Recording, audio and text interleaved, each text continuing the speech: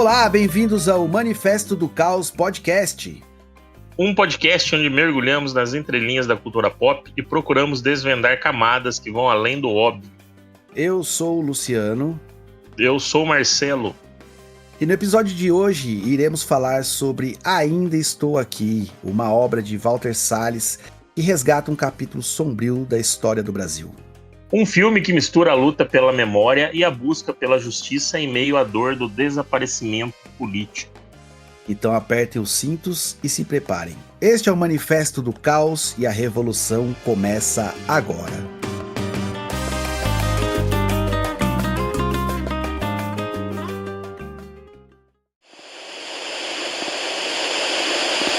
Aviso de spoiler.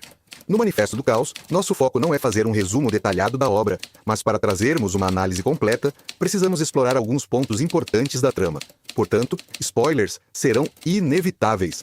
Escute por sua conta e risco, mas fique tranquilo. Nossa intenção é enriquecer sua experiência com a obra, e não estragá-la.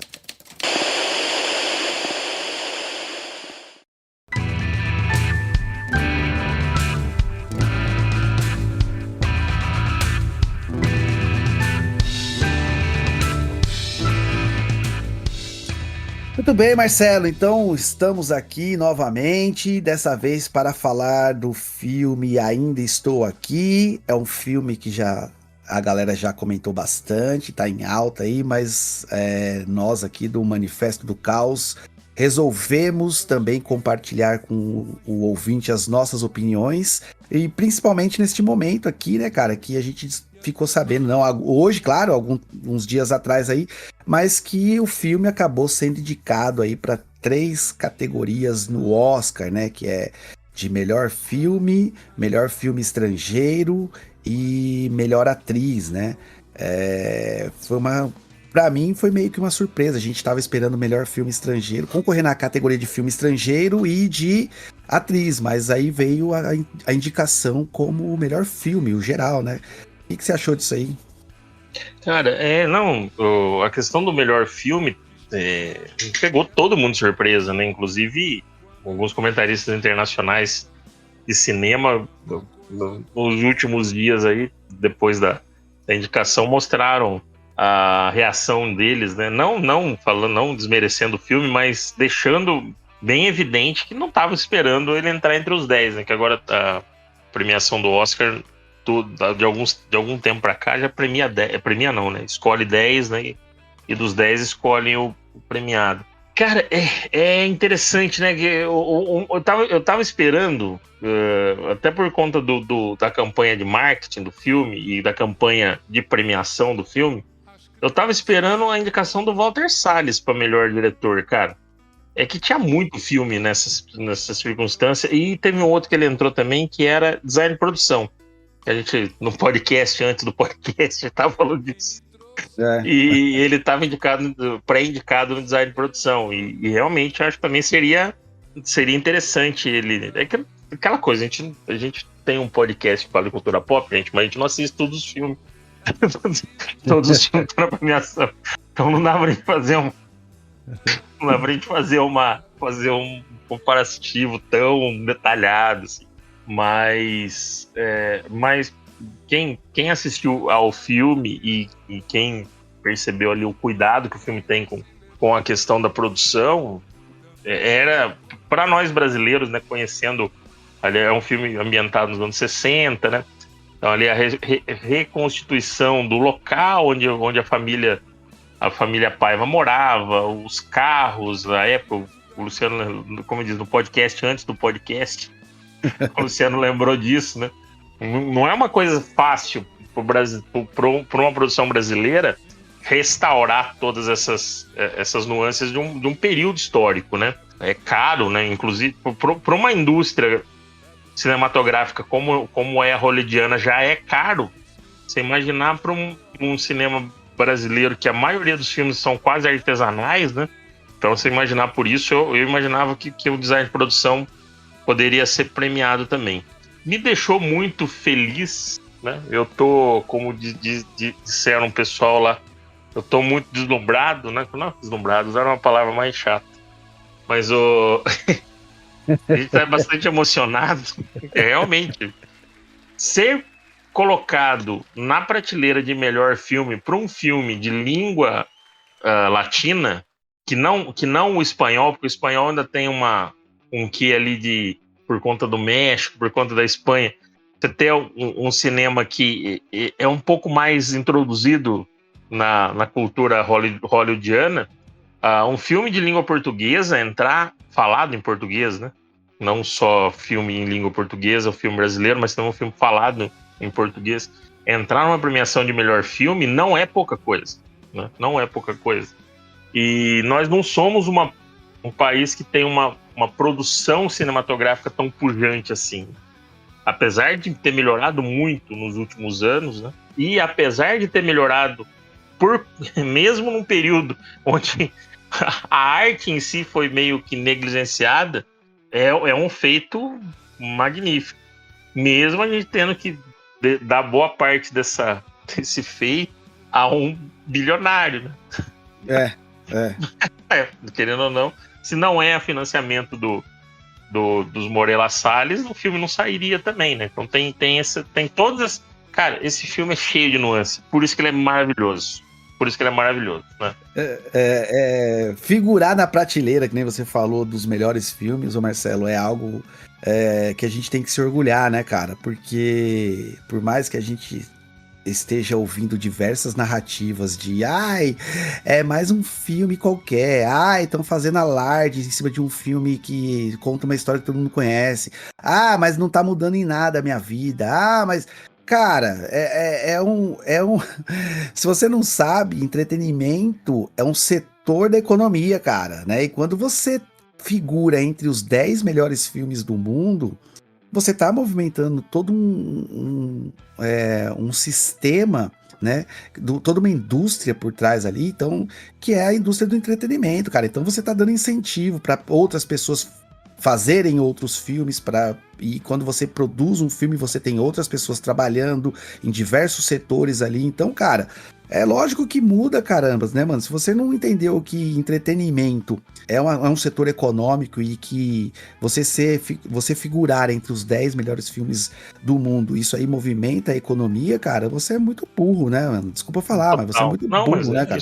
Porque o entretenimento não é só o videogamezinho que você fica puto quando o dólar tá R$6 e você paga mais caro, tá ligado? No seu joguinho de videogame. Entretenimento não é só isso, mano. Entretenimento é tudo que envolve arte, cara. Novela, entretenimento, por mais que você não goste. O funk é entretenimento, por mais que você não goste, né? Filme, série, quadrinho, tudo isso é entretenimento, né, cara? E esse é um dos objetivos aí do Manifesto do Caos, né, mano? Mostrar que dentro do entretenimento existe política, cara. Existem opiniões políticas, existem ideologias, né? E existem pensamentos ali por trás da obra, porque como a gente diz aqui, todo autor ele tem uma ideia e ele quer conversar com o seu espectador, seja ele televisão, seja ele auditivo, seja ele qualquer coisa, né, cara? Seja uma música, seja um filme, seja uma peça teatral, alguém que produziu aquilo quer te passar uma mensagem, e é isso, né, cara? A gente tá aqui justamente para tentar desvendar essas nuances, né? E o Marcelo, que nem o Marcelo falou que a gente não assiste todos os filmes, porque também o nosso... a gente assiste bastante, mas o nosso podcast não é focado em cinema só, né? A gente fala sobre quadrinhos, sobre séries, sobre outras coisas. Então, cara, assim... E fora que a gente precisa trabalhar, isso que eu ia falar. A gente não vive do podcast, né? A maior parte do nosso tempo a gente está, inclusive, trabalhando como todo empregado no capitalismo, né? Exatamente. A gente vai, até o final desse podcast, a gente vai confeccionar um projeto para mandar para a Lei Joanete, para ver se a gente consegue ser patrocinado por ela. Fazer só um adendo à Lei Rouanet, que eu brinquei aqui, e brinquei já pensando nisso. Quando começou-se a ter um monte de entendido em Lei Rouanet, alguns idiotas, e alguns não, vários idiotas, começaram a falar assim, Eu já precisei de professor, já precisei de engenheiro, já precisei de policial, já precisei de advogado, já precisei de não sei o quê, mas nunca precisei de artista. Aí eu pensava comigo assim, ok, eu entendo essas profissões que ele citou, ele achar mais importante, e não vou entrar nesse mérito, a ideia não é essa, de ter mais ou menos importância nas profissões no sistema capitalista. Que a gente vai para uma outra circunstância de capital-trabalho, a discussão vai mais longe. Mas você imagina a merda da vida desse desgraçado que nunca precisou de um artista, nunca ouviu uma música, nunca leu um gibi, nunca leu um livro, nunca foi num filme, nunca foi no cinema. E da pessoa que eu escutei isso uma vez, era um cara que gostava muito de Iron Maiden. Eu falei, mas caramba, o que ele acha que o Iron Maiden é pedreiro? Cara, Iron Maiden... Bruce Dickinson faz obra, porra. É verdade, ele é engenheiro. Já falamos um pouco disso alguma vez, hein, cara? Ele é historiador, Bruce Dickinson é historiador, piloto de avião. Piloto de avião, mas artista mesmo não. Artista mesmo não, né? Cara, mas é um negócio, mas é uma coisa tão... É um pouco... Óbvio, isso daí tem todo um viés ideológico, né? Mas como já falamos várias vezes aqui no podcast, é só da esquerda que tem ideologia, o outro lado nunca tem. Mas é uma questão ideológica que se vincula trabalhos que não são braçais no capitalismo, né? Ou trabalhos que você visualiza produção, ou vamos ser mais lá, um trabalho intelectual, né? Você tende em algum momento, principalmente quando você está em momentos de crise, você tende a precarizar o conceito de trabalho intelectual. E aí não é só artista que pega, cara. É artista, é professor, é filósofo, é sociólogo, exatamente. Historiador, aí vai. Todos esses daí que não tem o produto final do trabalho dele não é quantificado em valor mercadológico, é colocado em... Apesar que o artista até é quantificado em valor mercadológico, né? No final das contas, que você tem toda uma produção artística que é financiarizada, né? Mas ele cai nesse mesmo viés aí de precarização do trabalho intelectual, infelizmente. Se a gente for entrar nessa discussão, nossa, a gente vai falar só disso no podcast, porque para quem tem dúvidas, é só você pegar o quadro semanal de aulas aí de uma escola qualquer, de 7º ano, e ver lá, mano, quantas aulas de matemática o cara tem por semana, quantas aulas de português, de língua portuguesa, o adolescente tem por semana, quantas aulas de história ele tem por semana, de geografia, de filosofia, de sociologia, quantas ele tem por semana, né? Que aí você vai entender pro capitalismo, pra educação capitalista, quais são as matérias importantes pro futuro operário aprender. É essa que é a verdade, né? Exato. Mas aí, Marcelo, só para também fazendo um adendo rapidão aqui, para quem tem esse tipo de pensamento de que já precisou de pedreiro, já precisou de médico, já precisou de policial, mas nunca precisou de um artista, vou deixar a indicação de um filme aqui, é um filme velho já, mas que eu adoro, que chama Sociedade dos Poetas Mortos. Assistam esse filme e depois você manda um comentário pra gente continuar esse debate lá no e-mail ou nas nossas redes sociais. Vou dar um mais antigo, então. Cinema Paradiso. Também. Cinema Paradiso, ótimo. Também ótimo, vai as duas. Vai na mesma linha os dois. Na mesma linha. Isso aí.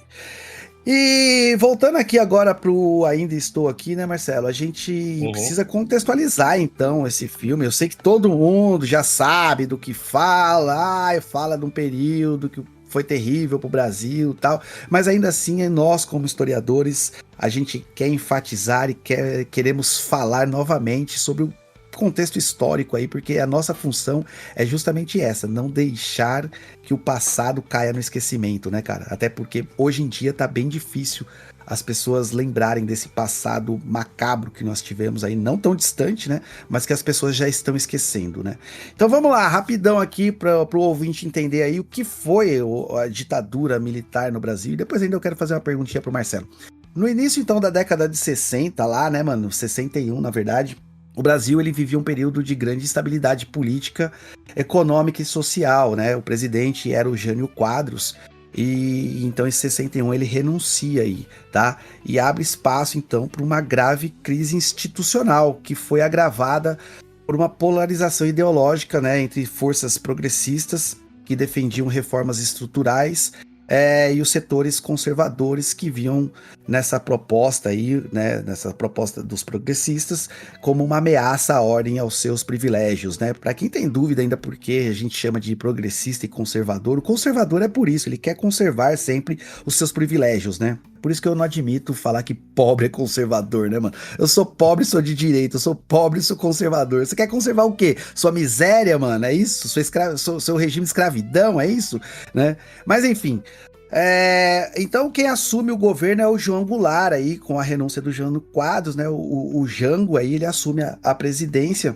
E depois que ele assume aí, seu governo foi marcado por várias tentativas aí de implementar reformas de base, né, como principalmente aí a reforma agrária, né, que ele falava aí, mas existiam outras reformas que ele queria implementar aí, que era tributária, educacional, enfim, além de outras políticas aí que favoreciam os trabalhadores. Lembrando que na época da renúncia também, o João Goulart, ele estava justamente na China, negociando lá, tratando de negócios aí para o país, né? Ele era o vice-presidente, e aí isso também causou desconfiança aí nos conservadores, não só do Brasil, mas também abriu os olhos aí de um povinho que mora lá para cima do México e que começou a ficar de olho na gente aí também, né?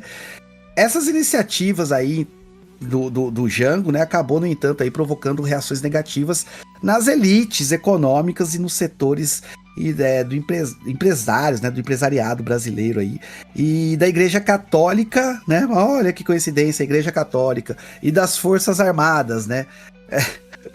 Eu tô falando de Igreja Católica, pessoal, não tô querendo menosprezar a fé de ninguém, tá? É só porque a Igreja Católica sempre tá envolvida em política, né? Desde a sua criação, lá em 300 depois de Cristo. O único problema é que vai ter uma hora que a gente vai sentir saudade dela. É verdade. Aí... Ai, meu Deus. Será que a igreja de parede preta vai dominar tudo? Olha que desgraça. Desculpa aí, cara, mas eu não fazer esse comentário. Então, os setores econômicos aí, como o empresariado, Igreja Católica e Forças Armadas aí acabaram indo contra essas iniciativas do Jango, né? Porque elas temiam aí que o Brasil seguisse o caminho de uma revolução socialista, igual havia acontecido há poucos anos aí em Cuba, né? A China havia passado também, Cuba. A gente tá falando de um período aqui histórico que é polarizado, né? Pós-Segunda Guerra Mundial. Foi nesse contexto aí, então, que os Estados Unidos, como eu falei, o povo lá de cima lá, eles acabam desempenhando um papel fundamental no apoio ao golpe aí, com o avanço, então, da Guerra Fria, né? O governo norte-americano, no princípio aí sobre a liderança do Kennedy, né, e depois aí sobre a liderança do Lyndon Johnson, eles percebiam então no Jango aí um possível aliado do comunismo, né, e para os Estados Unidos perder um país que tem a dimensão do Brasil, né, um país quase continental na América do Sul, seria um desastre, né. Então, através de alguns programas aí, como Aliança para o Progresso e de operações secretas como a Operação Brother Sun, os Estados Unidos oferecem apoio logístico e financeiro aí aos militares golpistas do Brasil aí, para que garantissem o Brasil na permanência do bloco capitalista, né? A gente tá falando de dois blocos econômicos aqui, o capitalista e o bloco comunista, liderado pela União Soviética. E aí, então, em 31 de março de 64, as Forças Armadas, apoiadas por civis, tá? Não, a gente não pode tratar o golpe de 64 como apenas um golpe militar, mas sim um golpe civil-militar, porque teve apoio, sim, da sociedade civil, principalmente dos conservadores e de grandes setores da mídia aí. Eles deram início ao golpe que depôs o João Goulart, tá? No dia seguinte, aí no dia 1º de abril, né? Dizem, na verdade, que o golpe foi consolidado mesmo no dia 1º de abril, mas que eles não comemoram o dia 1º de abril, porque dia 1º de abril é o dia da mentira, né? E aí eles institucionalizaram, então, o dia 31 de março aí. Então, no dia 1º de abril aí foi consolidado pelos militares e tem aí início, então, uma ditadura. É uma ditadura que duraria 21 anos no nosso país, tá? O regime militar, ele rapidamente suspendeu direitos políticos, cassou mandatos, censurou a imprensa, algumas dessa imprensa que até apoiou o golpe aí, né, foram censuradas posteriormente. Cassou os mandatos, como eu falei também, inclusive um desses mandatos aí é o do Rubens Paiva, né, um dos protagonistas aí do filme que a gente tá falando, né, então, e a ditadura também acabou perseguindo opositores, né, isso é uma ditadura, né, você não aceita oposição. Um dos momentos mais emblemáticos da resistência ao golpe aí foi o discurso, inclusive, do Rubens Paiva, né, que era deputado federal pelo PTB, que denunciou aí a articulação antidemocrática e o apoio estrangeiro das forças golpistas aí. Porque, para quem não sabe, o Jango, ele se refugiou no sul, e aí o Congresso declarou vaga a presidência, mas o Jango ainda estava no Brasil, ele não tinha fugido, né, mano? Uhum. E aí só depois que ele foge aí, mas o Rubens Paiva foi um dos caras aí que discursou e que lutou contra essa tentativa de articulação antidemocrática, né? Porém, o Rubens Paiva aí não conseguiu o que queria, né? E tornou-se uma das inúmeras vítimas do regime, tá? Ele foi preso. Isso aqui é um pouco de spoiler do filme, mas é história, pra quem não conhece a história, é isso, tá? Não adianta eu ficar passando, eu não vou dar spoiler, né? É um spoiler de 1970, tá bom?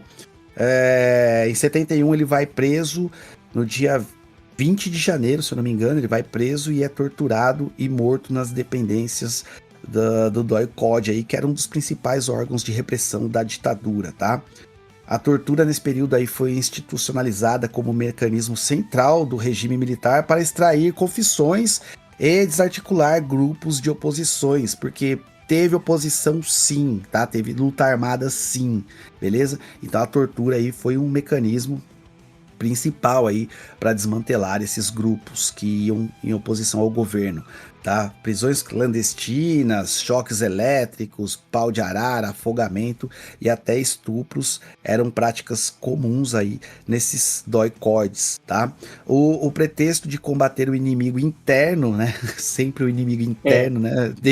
Desde a Guerra do Paraguai, aí a gente tem um pedacinho lá da Segunda Guerra Mundial que a gente atuou lá, mas o inimigo do exército sempre foi o inimigo interno, né, cara? Sempre, desde 1889, da proclamação da República, o inimigo do exército brasileiro é o próprio brasileiro, né? É um absurdo isso aí, mas tá bom. Para combater o inimigo interno, o Estado acabou violando direitos humanos de milhares de brasileiros aí e deixou marcas profundas na nossa sociedade, tá? O golpe militar de 64 não foi apenas uma interrupção democrática, mas também um marco de violência e repressão que foi sustentada por interesses internos e externos. Quando a gente resgata, então, a memória desse período, cabe a gente refletir sobre a importância da democracia, dos direitos humanos e da nossa luta contra injustiças que ainda hoje persistem em nossa sociedade, tá? A história nos chama a essa responsabilidade, principalmente a gente que é historiador, a gente não pode deixar essas atrocidades caírem no esquecimento para que elas realmente não se repitam nunca mais, tá? Para quem ficou meio perdido no que eu falei, tudo esse monte de coisa sobre golpe de 64, a gente tem que lembrar que a gente está falando de um período de Guerra Fria, né? Que existiam dois blocos econômicos no mundo. Então, ou você declarava apoio aos Estados Unidos, ou você declarava apoio à União Soviética. Um era a representação do capitalismo, outro era a representação do comunismo, tá? E aí, nesse contexto todo aí, os Estados Unidos, como sempre, aí foram os campeões em invasões e pitaco nos governos dos outros, né? Então a gente tem o Irã, por exemplo, teve influência dos Estados Unidos, a Guatemala, o Congo em 61, o Brasil em 64, né? Então o Brasil não foi exclusividade, a interferência dos Estados Unidos não foi exclusividade para o Brasil, tá? A gente tem interferência na Indonésia em 65, no Chile, como eu e o Marcelo já falamos aqui, em 73, o Salvador Allende, né, foi assassinado, que era um presidente eleito democraticamente, que era um presidente de esquerda. Em Angola, a gente teve intervenção dos Estados Unidos de 75 a 91. A gente tá devendo um episódio, Marcelo, do Vietnã, que a gente precisa falar, né? Sim. que tem interferência dos Estados Unidos de 55 até 75. Tudo bem que nos anos 60 ela se intensifica mais. A gente tem interferência na Argentina em 76, a gente tem no Afeganistão, né, em 79 até 89, para quem tem dúvidas assista Rambo 3, a gente já deu essa indicação aqui também, mas a gente tem outras diversas aí interferências dos Estados Unidos em diversos outros países aí, nós estamos falando mais no contexto de Guerra Fria, mas aí tem Granada, Líbia, Panamá, Iraque, Somália, Haiti, Iugoslávia, mano, é uma lista infinita aqui de interferência, e a gente já tem a última agora aí, que é na Ucrânia, né, interferência com apoio militar e econômico aí, para impedir a invasão russa, e a gente tem também aí na questão de Israel também, a interferência dos Estados Unidos. É a interferência que não acaba mais, né? É disparado o estado mais intervencionista dos estados modernos, né? Tudo bem que você tem ali a expansão colonialista, mas ali você tinha uma outra característica. Agora você está interferindo em estados autônomos. Ali naquela época do colonialismo, você se imaginava avançar sobre terras sem dono, entre aspas, né? Agora você está falando de... Não que o outro lá tenha uma justificativa, tá, gente? Eu estou dizendo que são... Na história moderna, não tem nada parecido com o que os Estados Unidos faz, né? E de liberdade e de democracia e democrático, eles não têm nada. Não tem nada. Nem nada mesmo entre eles. Nem mesmo nem mesmo intramuros eles não são um Estado democrático. Mas aí também podemos falar uma outra hora, né? Também não dá para tratar de todos os assuntos ao mesmo tempo. Só para fazer um... O Luciano falou muito bem do histórico político aí da ditadura militar. Só para fazer um parêntese também, para quem louva muito os números econômicos e de educação e de segurança e de não sei o que na época da ditadura militar, foi o período onde mais se aumentou o número de mortos por 100 mil habitantes, que é o que se usa estatisticamente, né, no mundo. O Brasil passa de um país que está ali na faixa amarela para a faixa vermelha ali dos países. Então, nesse período é que se aumenta a criminalidade, se dá aumento do crime organizado, principalmente nas favelas do Rio de Janeiro, mas o Comando Vermelho nasce nesse momento. O Brasil termina a ditadura militar em 1985 com mais de 30% da população analfabeta e com a segunda maior dívida externa do mundo. Então, quer dizer, para os defensores de plantão da ditadura militar aí, em nada justifica você perder a liberdade, nem os números econômicos que não existiram, ou números de bem-estar social que não existiram. A ditadura militar foi uma farsa em todos os... Assim, ele só não foi uma farsa na opressão do povo. Em tudo que se faz de propaganda sobre ela, tudo foi uma farsa. Podemos voltar aqui num outro episódio só para falar disso também, que aí eu aprofundo nos números, trago todos os dados certinho para não falar que a gente é esquerdista. De opinião só. Não lê, é de opinião. A diferença do historiador pro babaca de direita é o seguinte: normalmente a gente embasa nas coisas, pesquisa antes de falar também. Óbvio que de vez em quando, na hora do calor do momento, a discussão, você pode soltar alguma coisa que não esteja embasado, mas normalmente quando a gente fala, e outra, como a gente está acostumado a dar aula também, né? A gente não vai falar de orelhada. Deixa isso daí pra galera da direita, quem gosta de falar de orelhada. Brasil para lerdos. A gente não tá criando uma narrativa aqui puxando o saco para nossas ideologias, não é isso, tá? A gente até tem essa preocupação às vezes de querer pautar e querer... Não, isento não, tô falando, a gente tem até essa preocupação às vezes de querer trazer dados mais concretos e tentar legitimar o nosso discurso através de artigos, de matéria de jornal, etc. É que, cara, como a gente faz um podcast descontraído e sem...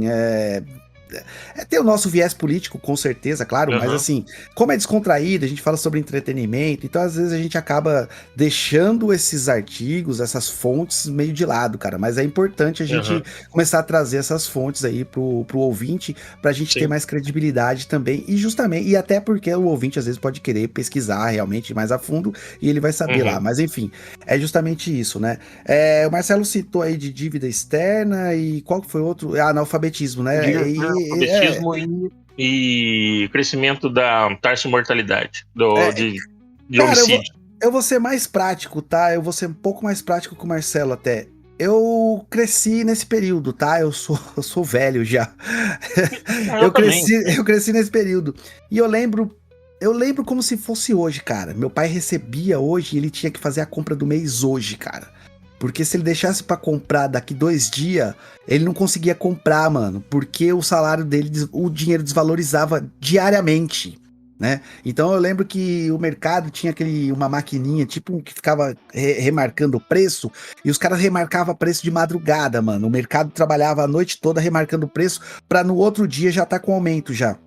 Então, além de tudo isso, a inflação que ficou nesse período, cara, era gigantesca, sabe? Então, a dívida externa, a inflação, bem-estar social não existia, né? Fora o medo, fora a repressão, fora as percas em educação que nós tivemos, tudo, tá? Não existe, como o Marcelo falou, tirando a parte da opressão, não existe nenhum dado concreto que fala que alguma coisa melhorou durante o período militar, tá ligado? A única coisa que é verdade mesmo que teve nesses discursos, nessa narrativa de direita, foi a opressão. Só para vocês terem ideia da questão do homicídio, tudo bem que você tem toda uma contextualização histórica também de um Brasil rural para um Brasil urbano, que aí você mexe nas taxas de mortalidade de homicídios, mas ó, de 1930 a 1960, a taxa de homicídio do Brasil para cada 100 mil habitantes variou entre 5 e 10. De 60 a 80, ou de 60 a 85, ela pula de 5 entre a 10 para 20 para cada 100 mil, quase que dobra. E esse período é basicamente o período da ditadura militar. Então não estou tirando esses dados do nada, não. Isso tem um anuário da criminalidade. O Luciano Segurança até conhece pública, melhor, né? do que eu, da segurança pública, que você consegue buscar todos esses dados. E é relativamente fácil de se achar. Então, é só trouxe esse dado, porque esse é o que mais dá controvérsia, né? Por conta disso, né? Por conta mas é o período histórico onde mais se aumentou a criminalidade foi no período da ditadura militar. É que eu falo, que a narrativa deles é que a segurança pública naquele momento era melhor. E nem isso é real, né? Nem isso é real, né? Nem isso é real. E lembrando que o país estava passando por um período extremamente difícil e que nessa conta... Ah, meu Deus do céu, deixa quieto. Mas nessa conta, às vezes, entra outras coisas que a gente sabe, né, mano? Enfim. Existe uma narrativa, cara, que o Comando Vermelho e os grandes grupos criminosos do Brasil surgiram das lutas de esquerda, né? Foram dissidentes da luta de esquerda, da luta comunista, que integraram depois, tipo, o Comando Vermelho, as grandes facções aí criminosas do Brasil, né? Que, inclusive, treinaram essas pessoas, né? Cara, enfim. Mas vamos voltar pro filme aqui, senão já vai bater a bad logo no começo do episódio, Vai. né? Esse Vou episódio vai ser de bad total, mas vamos deixar mais pra frente. Só para falar da taxa de analfabetismo, a taxa de analfabetismo na ditadura militar vigorou ali entre 35% entre 30% e 35%. Então, quer dizer, também era altíssima nesse período. Então, e a gente sempre falando, quando a gente fala de taxa de analfabetismo, a gente não coloca, aí agora falando como professor, a gente não coloca os menores de 14 anos, né? A gente coloca acima de 15, que já teria passado do que a gente entende hoje como ensino fundamental, né? Ensino fundamental 1 e 2. Então, são pessoas acima dos 15 anos. Beleza, gente, só para contextualizar os números que eu falei aqui, para não falar que a gente não... Deixou solto no ar, né, mano? Deixou solto no ar. Tiramos do instituto, tirei do cu. Instituto Minha Rola. Vamos lá, falando sobre o filme mano. Toda essa contextualização que nós fizemos aqui de ditadura no Brasil, cara. Então o filme ele se passa justamente nesse período, né? E a gente vai ver então a história da Eunice Paiva, né? Que é vivida pela Fernanda Torres aí, e que ela faz o papel então da esposa do ex-deputado Rubens Paiva aí, que foi interpretado pelo Selton Mello e que foi preso e desapareceu durante o período da ditadura militar. Esse filme ele é interessante, cara, porque ele não resgata apenas um momento crucial da nossa história, mas porque ele mostra também o impacto da repressão nas famílias brasileiras ali, né? Então o filme ele é tenso do começo ao fim. O filme ele, mano, a gente já vai falar de direção, mas ele começa foda pra caralho. Ele começa foda, mano. Ele começa com a Eunice Paiva, né, que é a Fernanda Torres, nadando na praia. Nadando, e aí ela olha e vê alguns caminhões do exército passando. E aí o filme ele começa nessa pegada um pouco mais leve, mas essa nuance de sempre estar passando uma viatura, ele começa a te incomodar, né, Marcelo? Você começa, a sua atenção ela vai sendo gradativa. Você sabe o que vai acontecer, mas o Walter Salles, ele é muito foda nessa parte, assim, né, cara? Porque ele vai te criando uma tensão até você ter o ápice, né, cara, da tensão ali. Mas ele começa aos poucos, jogando essas pitadinhas. Passa uma viatura aqui, tem um exército ali, tem um militar não sei na onde, tem alguém sendo reprimido num bloqueio da polícia, tem uma notícia na TV do sequestro do embaixador, né? Achei muito foda essa... Ele não te joga de cara assim no... Pá, mano, te joguei de cara logo no meio da ditadura e você tá sofrendo uma repreensão fodida já, né, mano? Ele começa aos poucos, né? Você entendeu isso aí assim? Na verdade, ele vai jogando as nuvens escuras do regime que já existe, né? Mas está se aproximando da família, como você disse, aos poucos. Né? Você depois você vê ao longe os caminhões, depois você vê na rua falando alguma coisa, aí os amigos do Rubens Paiva, em alguma conversa, soltam um assunto. Tem essa também, né? Tem. Um assuntinho ali, outra. Você vê que ele não tá. Até o personagem lá, ele não tá na luta armada, ele não tá na luta intelectualizada contra o regime, né? Mas ele é amigo da oposição, né? De alguma maneira, mas ele. O que eu quero dizer é o seguinte: ele não é um agente ativo da luta, como o Luciano disse, né, da oposição ao regime. Até porque, vamos lá, gente, o Rubens Paiva era um oposicionista ao regime militar, mas ele era do PTB, né, cara? Ele era do PTB. Ele fala isso no filme, né? Ele fala isso no filme. Ele deixa claro. Ele não era ele não era um Lamarca, um Marighella. Ele não era um Marighella, né? Não era um Gabeira. Também o Gabeira também foi grande coisa. Não era um cara ele não estava na linha de frente. Ele era um centrista no centro-esquerda ali, muito parecido. O pessoal mais novo pode ser que não conheça, mas a galera da nossa cidade vai lembrar desse personagem histórico. Ele era no perfil muito parecido com o que foi o Ulisses Guimarães, por exemplo, né? Ulisses Guimarães era uma voz oposicionista, mas era uma voz oposicionista dentro das 4 linhas que o regime deixava, né? O Rubens Paiva era um pouco nessa... Nossa, Marcelo Rubens Paiva escutar isso daqui, pode ser que ele bata na gente, né, cara? Ele não era um radical na luta oposicionista, mas ele tinha contatos. E em algum desses momentos, essas nuances vão chegando perto da família Rubens Paiva, acaba pegando ele. Isso, eu acho que é isso aí. Você falou a palavra certa. Apesar de eu discordar um pouquinho de você, que quando você compara ele com Ulisses Guimarães... Um pouco, né? Eu acho que ele... Mas assim, ele possuía contatos, cara. Essa que era a verdade. Ele possuía contatos. Ele era, na verdade, o contato entre uma parte e outra, né? Pelo que dá a entender o filme ali, e a gente sabendo um pouquinho da história do que aconteceu, ele ficou um tempo exilado, né? Quando ele se auto-exilou, né? Não foi o regime que mandou ele para fora do país. Acho que, na verdade, o regime não mandou quase ninguém para fora do país, né? As pessoas que tinham condições se auto-exilaram, né? Porque aqueles que não tinham condições ficaram aqui, sofreram as consequências da ditadura e morreram e sumiram e desapareceram, enfim, foram torturadas. Ele se autoexilou e aí teve um período desse exílio dele que ele passou no Chile, né? E acho que no Chile ele teve contato com as pessoas com os exilados chilenos.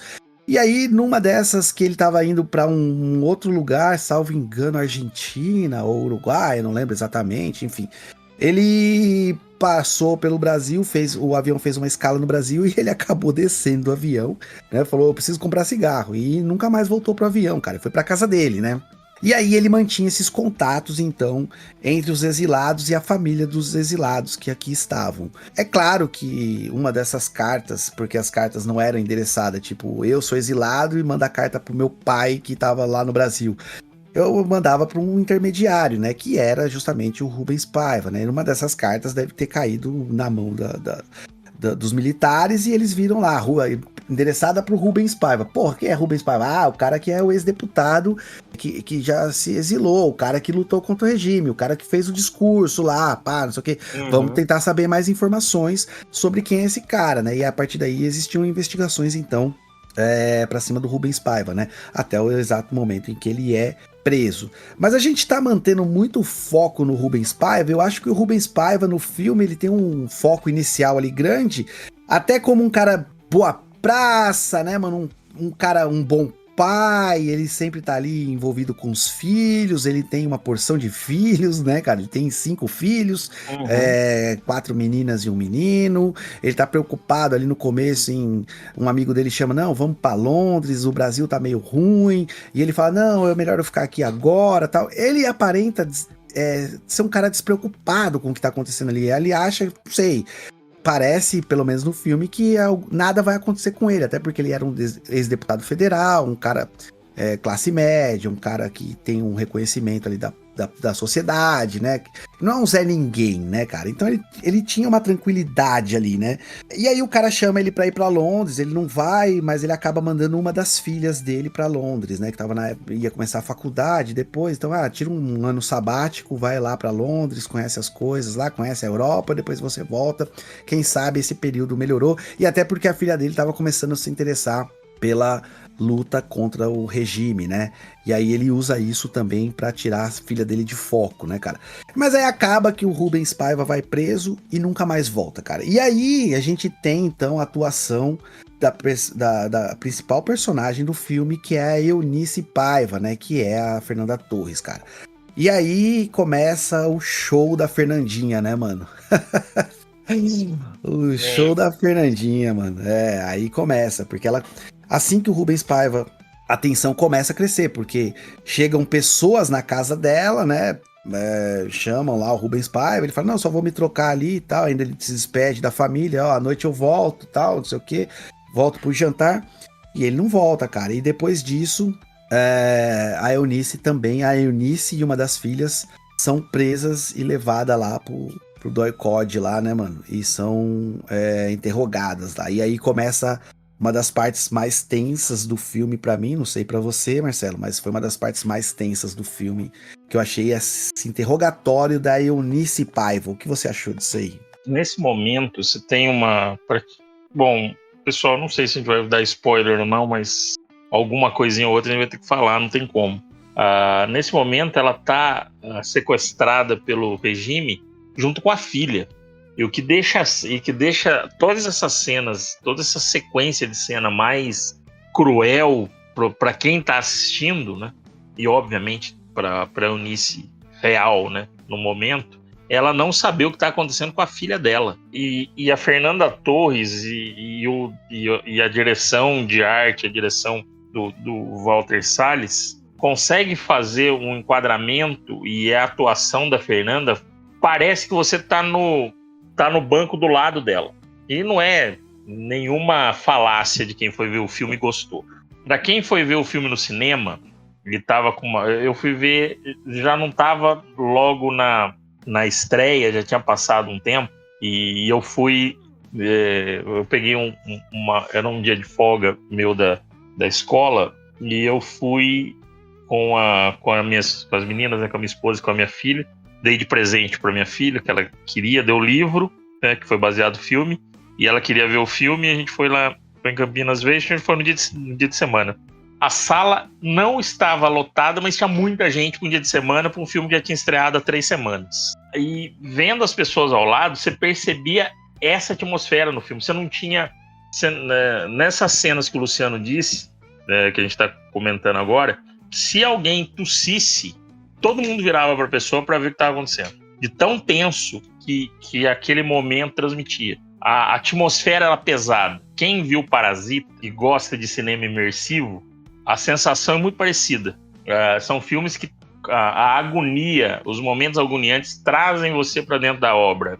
E nesse momento do interrogatório, perdão, da Eunice Paiva, isso acontece muito. Eles não existe uma agressão física diretamente a ela. Tem agressão psicológica, que é muito grave, né? Não existe ali eles não estão espancando, tô querendo dizer, não estão espancando ela. Mas ela tá escutando na cela do lado alguém sendo espancado. Passa por ela alguns dos maiores torturadores da história do Brasil, passam por aquele mesmo corredor onde ela estava sendo mantida sob custódia. E tudo isso você vai internalizando. Quem conhece a história vai internalizando isso, com essa história, como isso tudo aconteceu, né? E vai dando angústia. Tanto que chega um momento que quem tá muito imersivo no filme começa a não parar de chorar.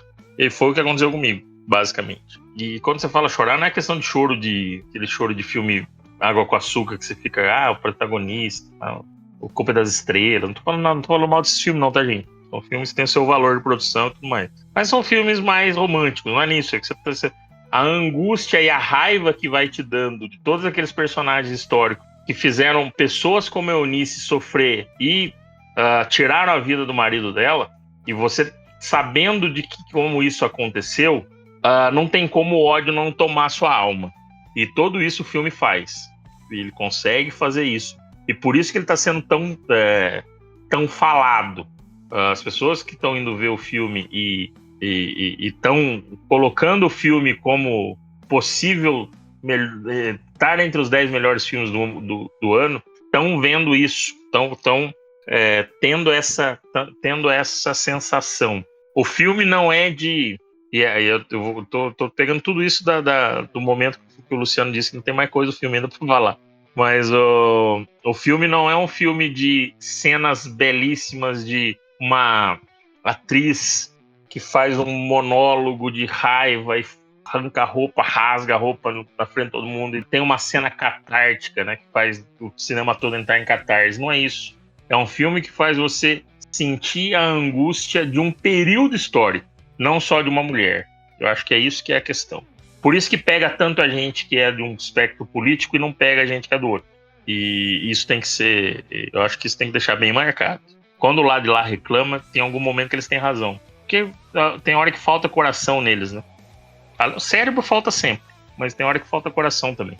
O Marcelo sintetizou bem o que a gente sentiu. Acho que a gente sentiu basicamente a mesma coisa nessa cena, né, cara? Eu realmente não consegui chorar nessa cena, mas aí é de cada um, é individual, mas não foi porque a cena não foi emocionante. É porque eu me senti mal nessa cena, cara. Eu passei... De verdade, eu me senti muito mal, assim, ó, ao ponto de eu pensar assim, mano, eu acho que eu preciso dar...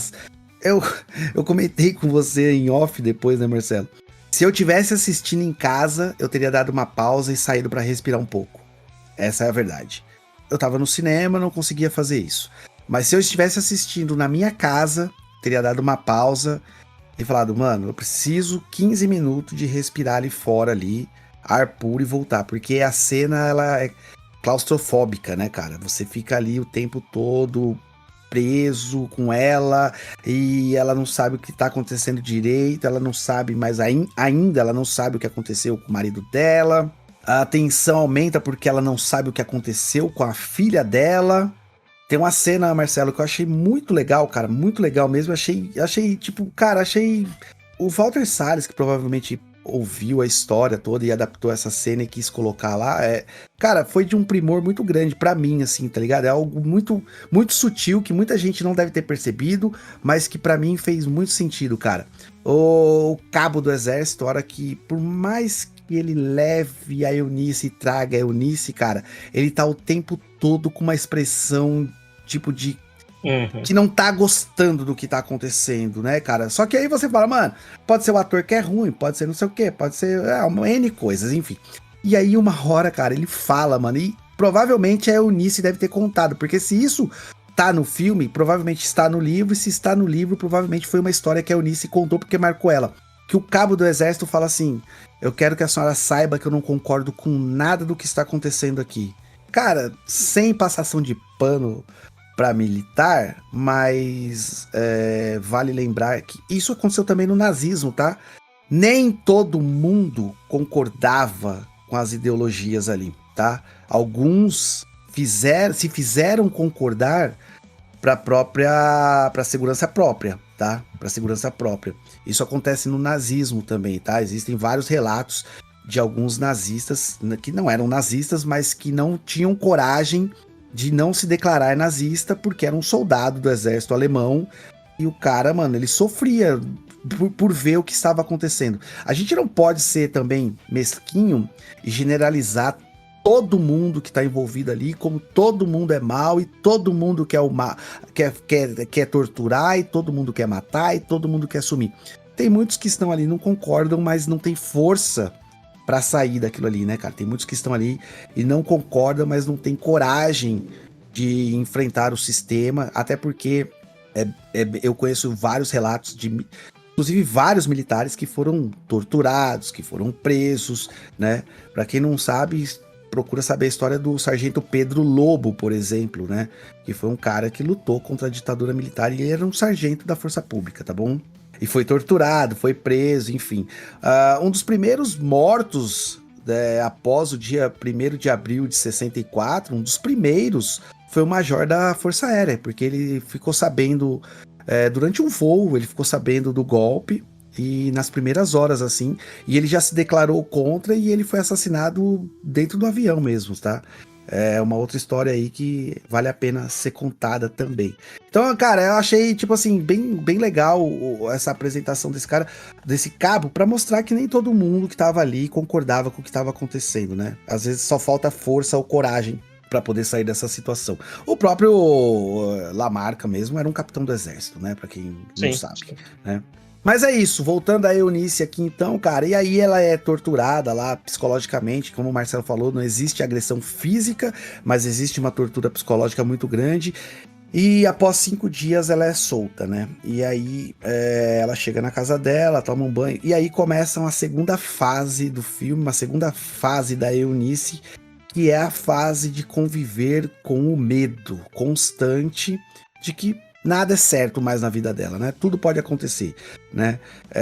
Viaturas começam a persegui-la, existem homens estranhos parados na frente da casa dela diariamente, e ela começa a se sentir observada por todos os cantos, ela começa a trancar o portão da casa dela, algo que ela não fazia antigamente, ela começa a cuidar dos filhos, e aí entra um detalhe muito importante que é a figura da mãe, né, Marcelo? A figura da mãe protegendo os filhos, que são filhos pequenos, ela tem filhos adolescentes, mas ela tem filhos criança ainda também, protegendo os filhos de uma história que ela já sabe o que aconteceu, mas que ela ainda não tem coragem de contar para os filhos, não é isso? Não, exatamente. E não tem nenhum momento do filme onde ela fala abertamente para as crianças, né? Depois eu acho que eles mais velhos, o filme tem alguns saltos temporais, alguns curtos e um no final lá bem longo, assim, né? Que essa mulher passa a vida toda querendo a certidão de óbito do marido. Inclusive, durante o filme você vê a degradação, inclusive econômica da família, né?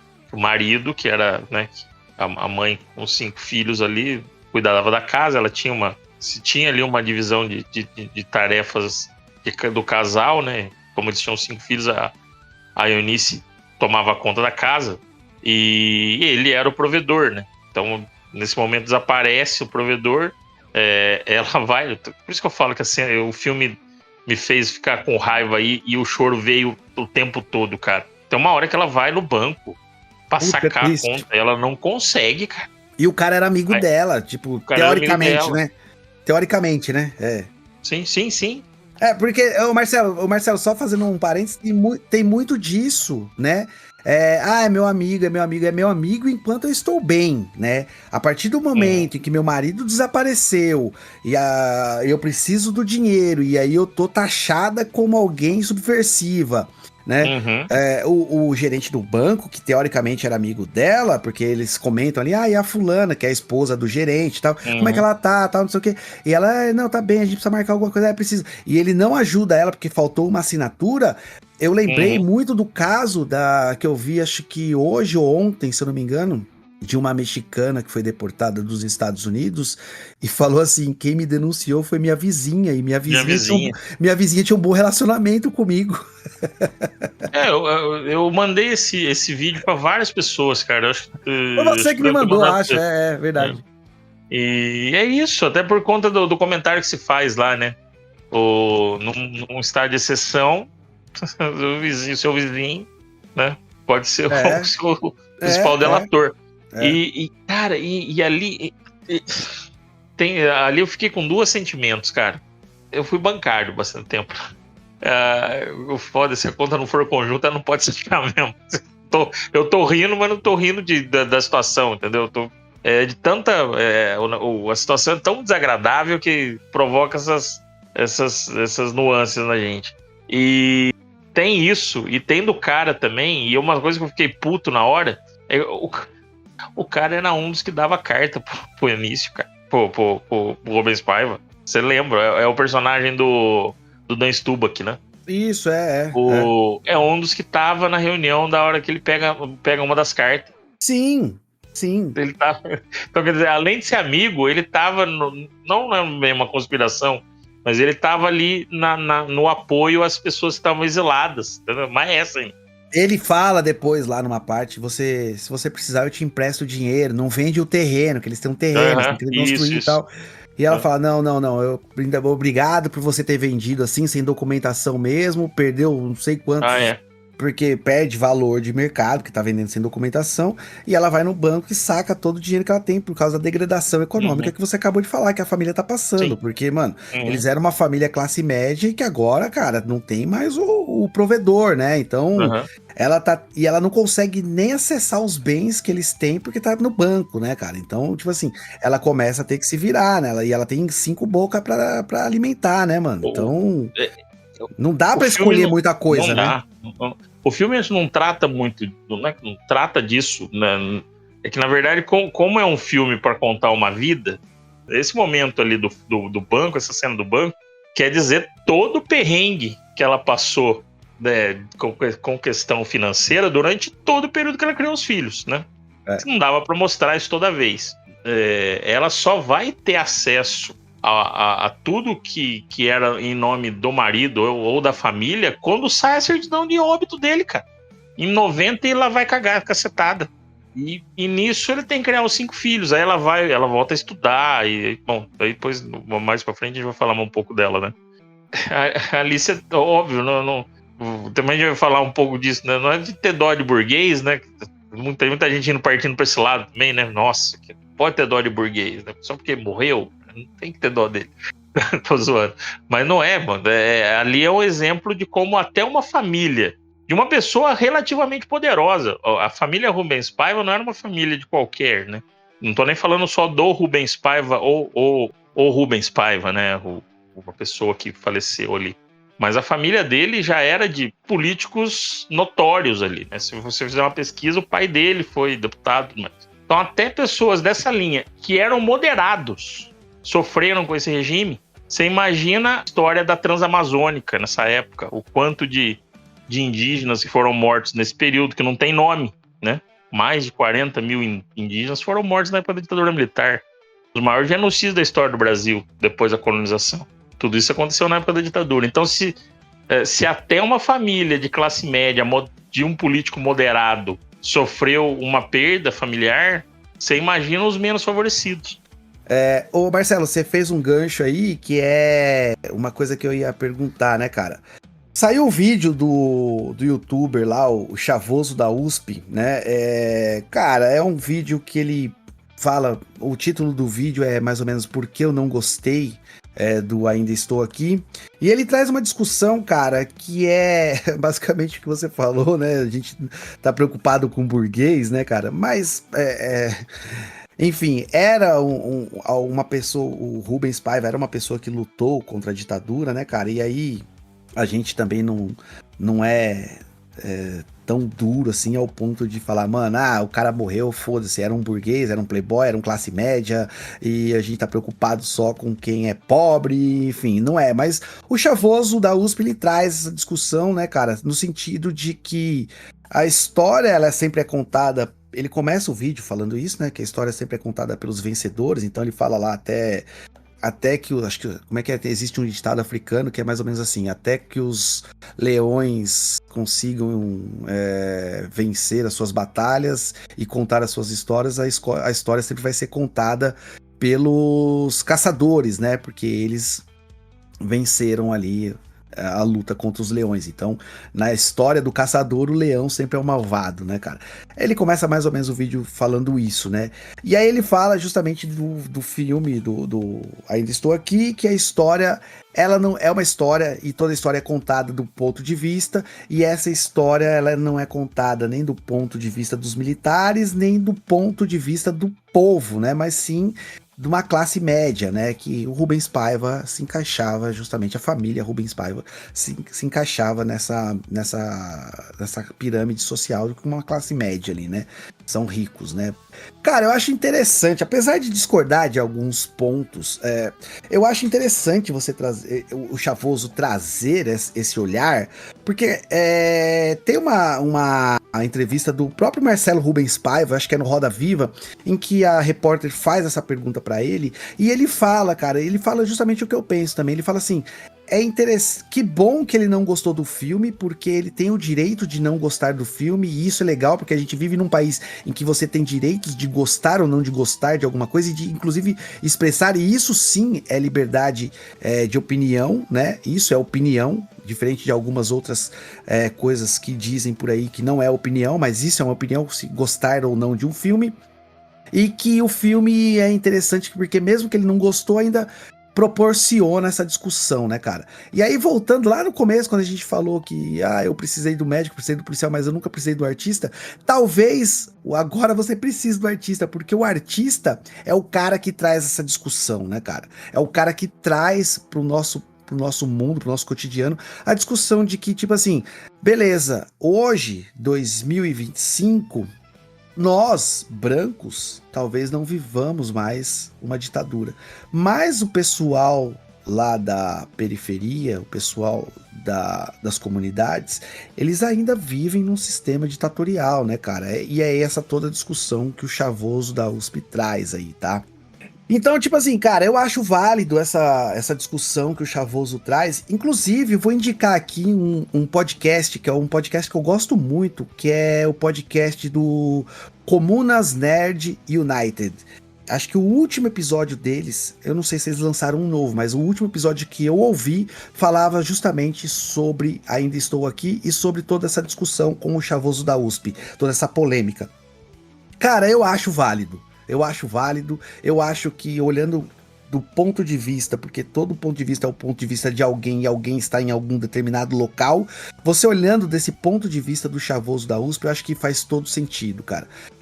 Eu sei que existiu aí um monte de pauta discriminatória contra esse comentário dele, contra esse vídeo dele, inclusive de esquerda, tá? Dos ditos esquerda, né? Foram contra aí tudo isso. Mas, cara, eu acho que é um debate válido. O que você acha?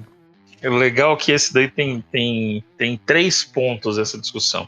Primeiro ponto que aí esse é intocável. Ele tem todo o direito de não gostar.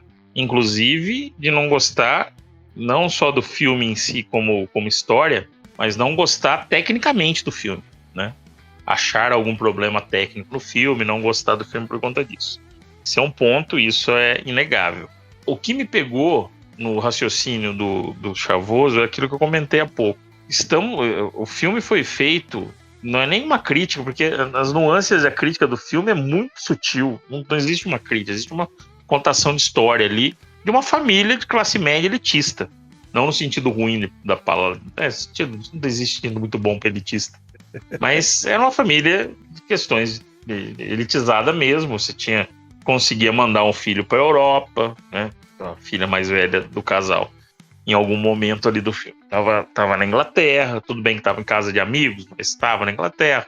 O pai tinha conseguido ficar exilado por conta própria, né? Durante algum tempo. A família morava de frente para a praia, uma belíssima casa para a época.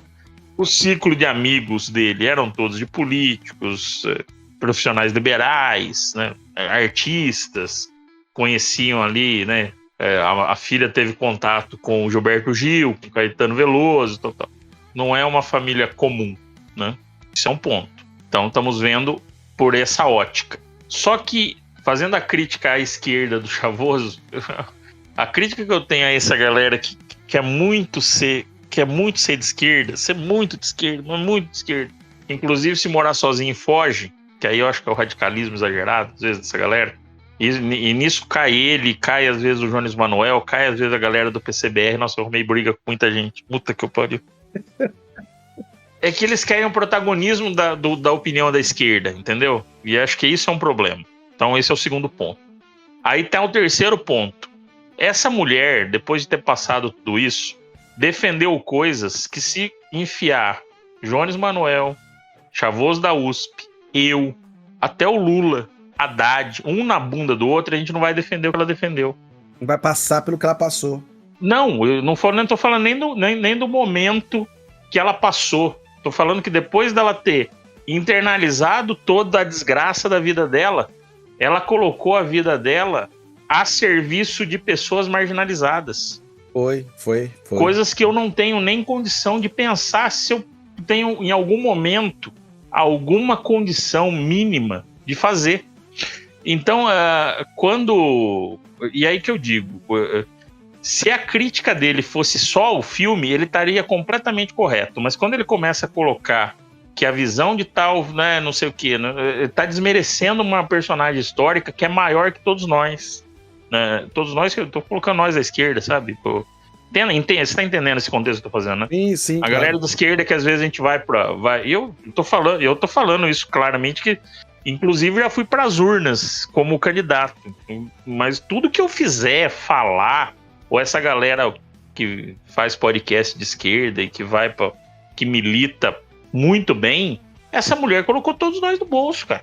Todos nós no bolso. Só do fato dela ter ido fazer a faculdade e ter colocado não só a serviço dos filhos dela, mas ela ter sido uma das vozes do tudo bem, que aí vai alguém querer me contradizer no que eu tô falando e falar, ela só fez isso porque o marido dela morreu, não sei o quê. Tudo bem, alguém tem que ter alguma motivação.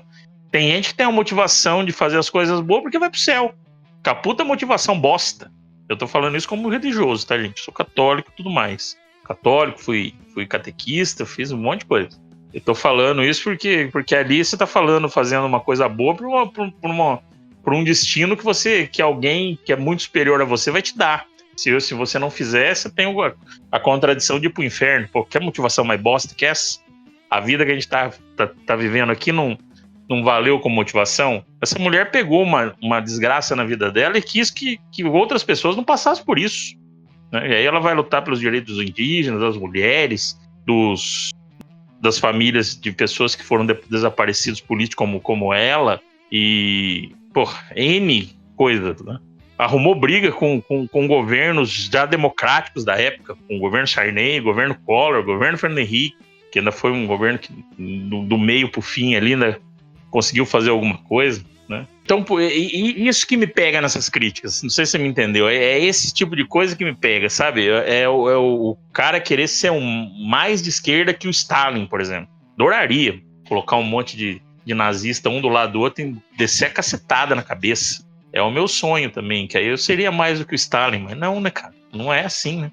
Às vezes você tem que reconhecer uma pessoa que tá no campo progressista, mas não tá tão ao seu... Não tá tão à esquerda sua, né? Às vezes ele tá mais à direita ali, mas ele não é um extremista, né? Então, às vezes a gente critica...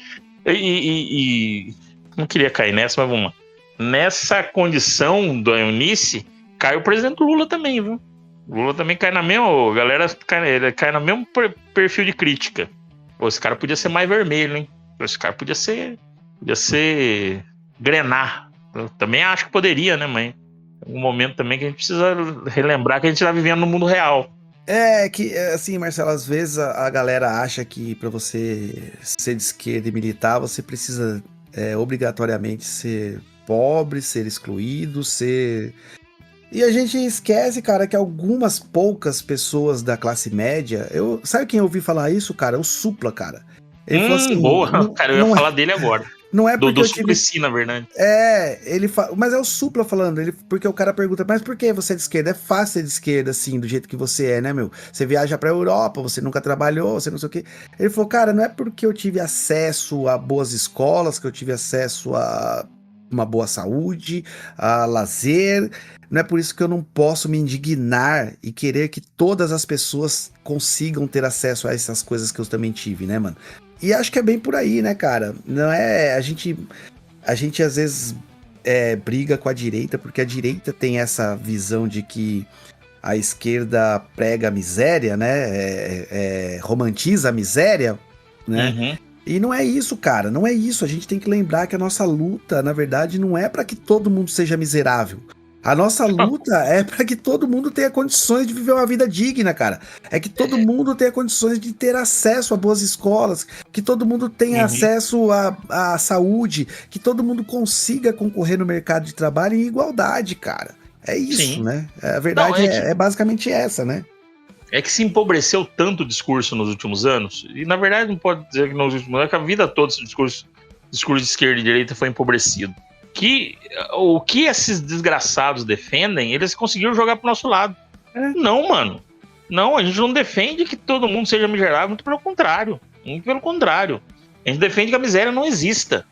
Quem gosta de miserável é a direita. Quem acha que, por exemplo, o Trump fazendo aquela desgraça com os miseráveis, né, com os imigrantes ilegais, com os miseráveis norte-americanos lá, inclusive o Biden já vinha fazendo isso também, que também não pode colocar só a culpa no Cheetos Bola, o velho caduco também estava fazendo. Isso daí quem gosta de fazer é a direita, né? Quem gosta de ajuste fiscal severo, que nem a Argentina está fazendo lá e coloca mais de 60% da população argentina na miséria, é a direita que gosta de fazer. A esquerda tenta, às vezes, aí é um erro, aí eu vou ter que concordar com esses revolucionários, né? Às vezes é um erro nosso que diminui os nossos avanços, né? Porque a gente está brigando numa sociedade capitalista, mas a direita, a esquerda ainda tenta fazer alguma coisa, mesmo vivendo numa sociedade capitalista, para que esses danos sejam minimizados, né? Não por acaso, por mais que todo mundo fala que a situação brasileira está em crise, não sei o que, o Brasil cresce 3,5% e você tem quase que uma situação de pleno emprego. E gente falando que estamos em crise, né? Bom da Argentina, com 300% de não, mas pro inflação. editorial brasileiro, pros jornais, pra grande mídia brasileira, a Argentina tá indo bem pra caramba, mano. A Argentina é o exemplo a ser seguido, mano, né? Porque lá o cara conseguiu... vá pro inferno, mano. Só falando de Argentina, já que você deixou o gancho, cara, eu vou indicar mais um filme aqui, cara, porque eu acho que tudo isso que a gente tá falando só foi possível graças à Comissão da Verdade lá do período da Dilma, que a gente muitas vezes esquece disso também, né, mano? Mas que teve lá algumas investigações, teve lá tudo. A Dilma perde o mandato por conta disso. Inclusive é por causa disso mesmo, né? Porque ela não se conformava com a impunidade, né? Então ela promove lá a Comissão da Verdade lá, né, mano? Pra punir realmente esses torturadores, as pessoas que representavam o Estado e que cometeram abusos, né? Vale lembrar, já que você citou a Argentina, então, um filme chamado 1985, que é justamente o julgamento ali dos militares argentinos, mais especificamente o Videla, né? Que foi um dos ditadores da Argentina, como eu falei lá no começo do programa, que também a Argentina foi um país que sofreu um golpe militar e que esse golpe de Estado teve também o apoio dos Estados Unidos, tá? Então fica a dica aí, 1985, um baita filme. Meu sonho é ver aquele discurso na boca de um brasileiro. Fazendo aquele discurso aqui no nosso congresso, fazendo o Boulos fazendo aquele discurso, o Flávio Dino fazendo aquele discurso, tá ligado? O Glauber Braga. O Glauber Braga, mano, fazendo aquele discurso, mano. Ou a Érica. Nossa, a Érica Hilton seria Érica, sensacional, mano, fazendo aquele discurso lá, mano, né? A Samia Bonfim, qualquer um deles, Samia mano. Bonfim. Mano, eu ficaria muito feliz em ver eles fazendo um discurso parecido com aquele também. Mas enfim, Marcelo, partindo já pro final aqui, então, cara, a gente já tá há mais de uma hora debatendo o filme, e se a gente ficar aqui, a gente vai ficar por horas e horas e horas, porque é assunto infinito que esse filme nos traz, né? Porque quando o assunto é ditadura militar, a gente consegue falar por horas e horas. Traga aí pra mim, por gentileza, suas opiniões finais aí sobre o filme, alguma coisa a mais que você queira complementar aí nas suas falas, alguma coisa que você acha que você esqueceu e que você acha importante o público saber. Dê suas opiniões finais aí sobre Ainda Estou Aqui. Bom, ainda estou aqui só para fazer algum contexto das atuações, né? A Fernanda Torres, ela tá num outro filme brasileiro que foi indicado ao Oscar de melhor filme estrangeiro.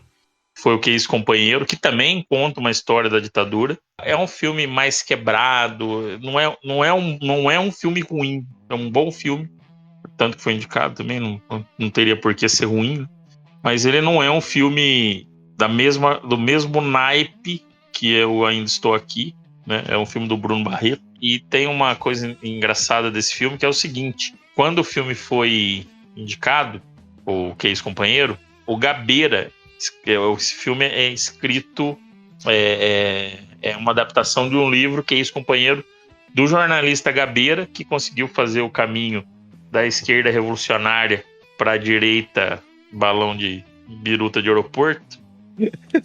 E ele, quando o filme é indicado, você tem, né, alguns convites, né? E o Bruno Barreto convidou ele para ir, tudo. Ele tenta tirar o visto para entrar nos Estados Unidos, ele não consegue, porque ele participa ativamente do sequestro do embaixador americano, que é descrito no filme, né? Então ele não pode entrar.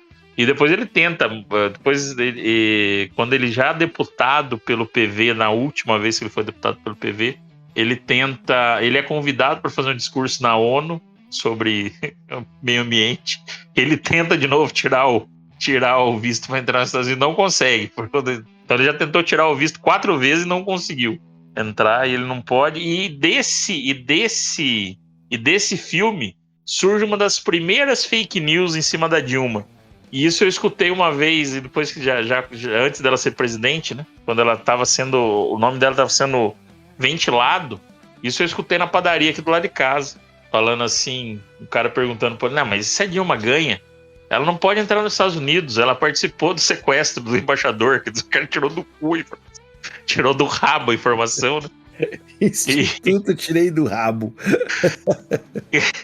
Não, e ele fala, e o cara garantia, eu falei, caramba, o cara pegou isso daí, e eu não, foi em 2010, não tinha nem zap, era naquelas correntes que vinham por e-mail. Você lembra dessas correntes de e-mail que vinha? Claro que eu lembro. Eu sofro uma maldição porque eu não repassei essa porra até hoje, caralho. Fiquei pobre. Eu também. Então uma dessas era essa daí, que a Dilma não poderia participar, e o filme era de 98, né? Então vira e mexe surge essa daí. E tanto que a Dilma foi presidente, ela fez a abertura do discurso da ONU, que é uma tradição brasileira, né? Que infelizmente um dia a gente foi representado pelo Bolsonaro, discurso da ONU.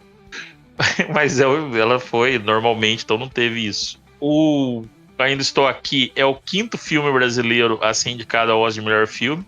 É o 2º filme brasileiro indicado ao Oscar de melhor filme, entendendo que é o primeiro filme totalmente brasileiro indicado ao melhor filme. Vou explicar isso.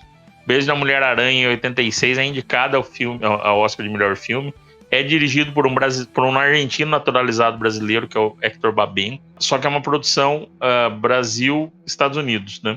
E ele não configura como ponto para o Brasil ali, porque na época se escolheu dar a indicação à produção americana, não à direção brasileira. Então, mas para as estatísticas conta. E tem um outro filme lá mais atrás que se chama Orfeu Negro, que é uma produção França-Brasil, que também foi indicado ao Oscar de melhor filme estrangeiro lá atrás.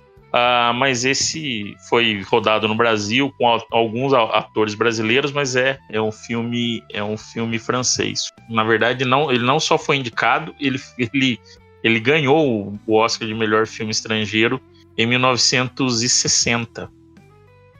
Mas é isso, cara. O filme é um filme... Cara, quem estiver escutando a gente, vá ver o filme sem preconceito sobre questão de esquerda e direita. Vai ver um filme de uma mulher que está lutando pela sua família, que lutou bravamente para criar os filhos e depois disso tudo ainda teve forças para lutar pelos outros. E só por isso já vale, né? E se não, e sem dizer que tecnicamente é um filme quase perfeito. Quase perfeito. Porque perfeição não se tem em cinema, né? Até porque o diretor é um bilionário, então só por isso já não é perfeito. Mas Mas o Batman é um bilionário também, mano.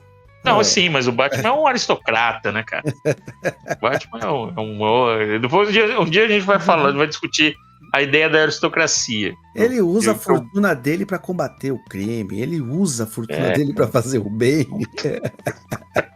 É como se a fortuna dele não fosse um dos problemas do geral. Uma das causas, né? Uma das causas. Muito bom, Marcelo. Isso aí, cara. Legal. Bom, minha opinião final sobre o filme. Uma primeira coisa, eu quero começar falando sobre algo que nós deixamos de lado, mas que eu acho importante a gente falar, que é justamente a trilha sonora do filme, composta de artistas como Tim Maia, Tom Zé, o Erasmo Carlos, que todo mundo ouviu a música dele no filme, né, cara, que é o carro-chefe aí, tocou em todos os lugares. A gente tem Gal Costa, Juca Chaves, o Roberto, os Mutantes, né, a gente tem também.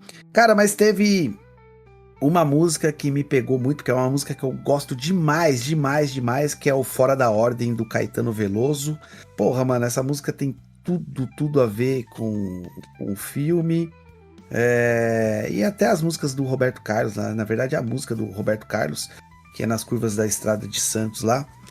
Apesar de não gostar da figura Roberto Carlos, eu ainda sou velho, eu gosto de algumas músicas dele. Então, cara, ponto para a trilha sonora, mostrou não só que a gente sabe fazer cinema, mas mostrou também uma das nossas grandes expressões artísticas aí lá fora, que é considerado lá fora também, né? Porque o brasileiro às vezes não dá muito valor, mas lá fora dá bastante valor, que é pra música brasileira, né, cara? Então, porra, só de saber que a música brasileira tá tocando nos cinemas lá fora já é uma vitória, porque é música de qualidade. Lembrando também que o filme, tecnicamente, como o Marcelo falou, é muito bom. Eu não sou cineasta, eu não tenho formação nenhuma, a gente já falou isso aqui antes, né, no podcast, em outros episódios, mas a gente também não é otário, né, mano? A gente consegue ver algumas características que você consegue analisar ali se o filme ele é bom tecnicamente ou não, né, mano?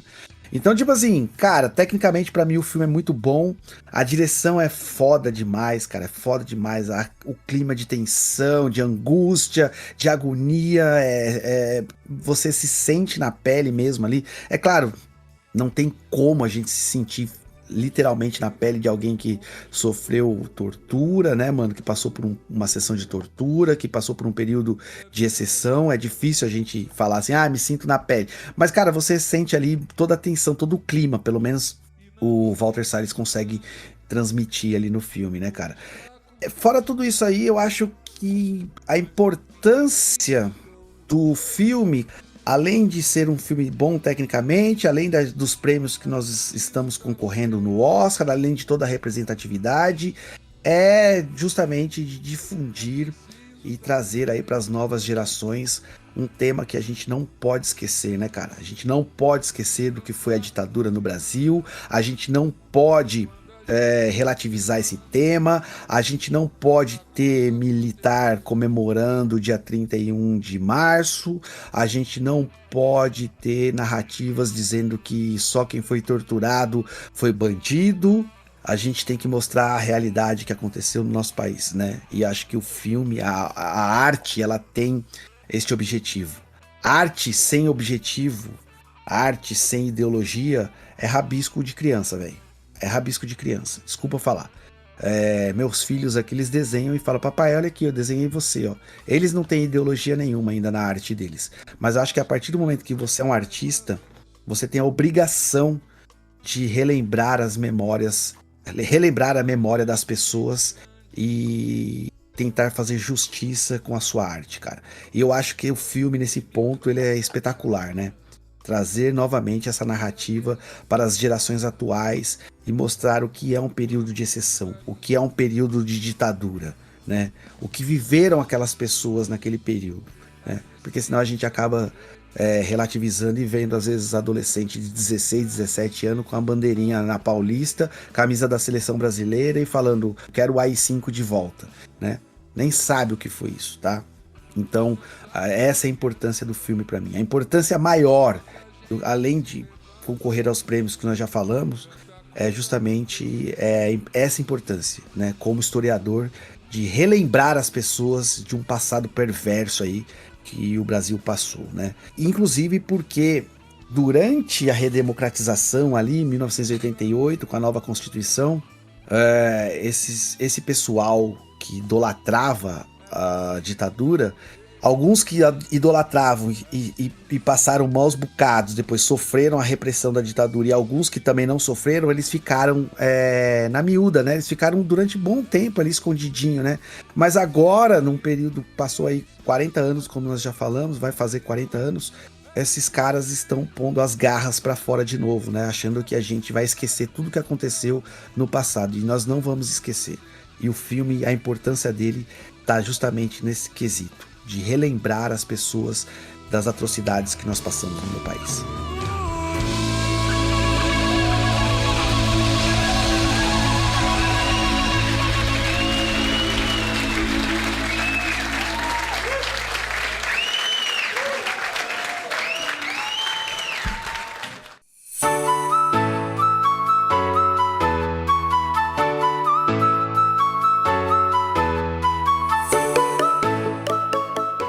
Chegamos ao final de mais um episódio do Manifesto do Caos. Hoje nós exploramos as profundezas e as crueldades que o filme Ainda Estou Aqui nos trouxe, né? Uma obra poderosa e que resgata a memória de um dos períodos mais difíceis de nossa história. E é isso, cara. Agradecer a vocês, ouvintes, que estão aí toda vez com a gente.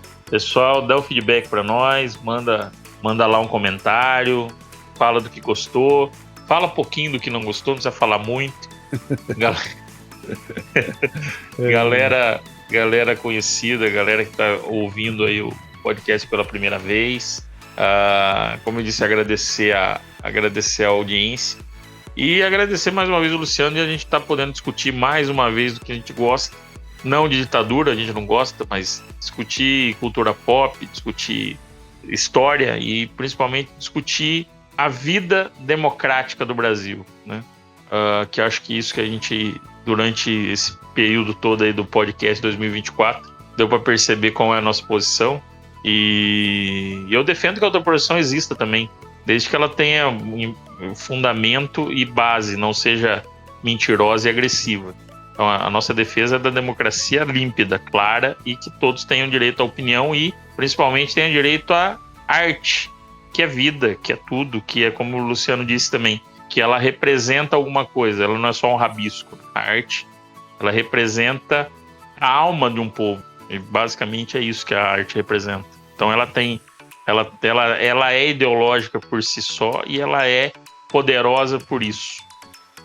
Fiquem aí com o nosso segundo podcast do ano, né? Mas isso, agradecer a Fernanda Torres, e pela Fernanda Torres já agradecer a Academia pelo Oscar de melhor atriz e de melhor filme no geral, que Ainda Estou Aqui vai ganhar.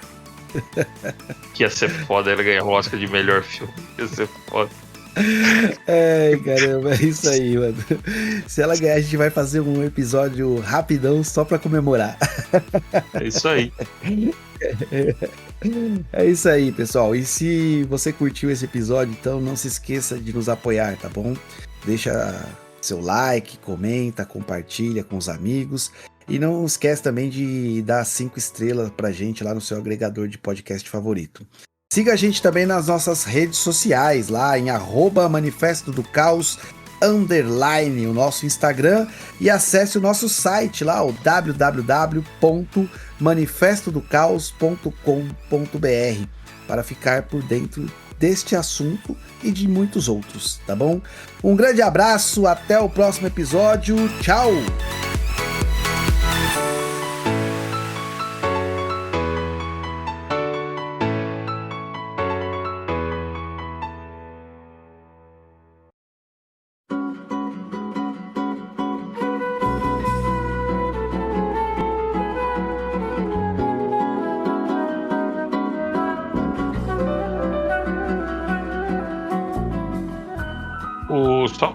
Só para fazer um adendo, que senão a gente fica sem adendo.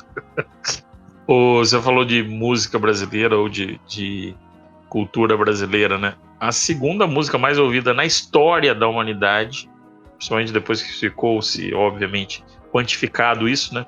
Que lá na época de Jesus Cristo vocês podiam ouvir música também, mas a gente não quantificava isso.